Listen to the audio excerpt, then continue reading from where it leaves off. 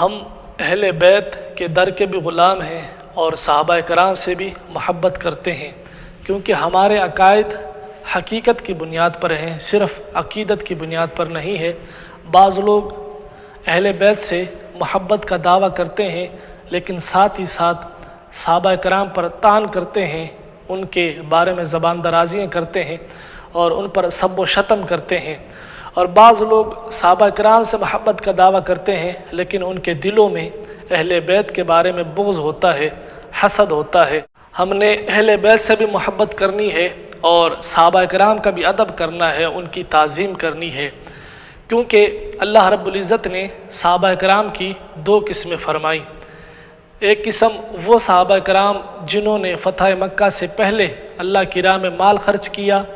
اور اللہ کی راہ میں جہاد کیا۔ دوسری قسم وہ صحابہ کرام جنہوں نے فتح مکہ کے بعد اللہ کی راہ میں مال خرچ کیا اور اللہ کی راہ میں جہاد کیا۔ تو اللہ رب العزت نے وَكُلًّا وَعَدَ اللَّهُ الْحُسْنَى فرمایا، تو ہم میں سے کسی کو یہ حق نہیں پہنچتا کہ ہم صحابہ کرام کے متعلق زبان درازیاں کریں اور ان کو طعن کا نشانہ بنائیں۔ تو صحابہ کرام کی آپس میں جو مشاجرات ہوئیں یا آپس میں جو اختلافات تھے، جیسے حضرت مولا علی رضی اللہ تعالی عنہ اور حضرت امیر معاویہ رضی اللہ تعالی عنہ کے درمیان اختلافات ہوئے، تو اس پر ہمیں یہ حق نہیں پہنچتا کہ ہم ان کے درمیان جج بن کے یہ فیصلہ کریں کہ کون حق پہ ہے اور کون حق پہ نہیں ہے، بلکہ جو مشاجرات صحابہ ہیں ان کے بارے میں ہمیں خاموش رہنا چاہیے۔ حضرت مولا علی رضی اللہ تعالی عنہ کی شان اور عظمت بہت بلند و بالا ہے۔ آقا علیہ الصلوۃ والسلام نے انہیں علم کے شہر کا دروازہ فرمایا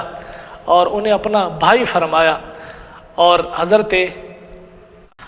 امیر معاویہ رضی اللہ تعالی عنہ بھی خال المؤمنین ہے، تمام مومنین کے ماموں ہیں اور کاتب وحی ہیں۔ اور آقا علیہ الصلوۃ والسلام نے اپنے صحابہ کرام کے متعلق ارشاد فرمایا کہ میرے صحابہ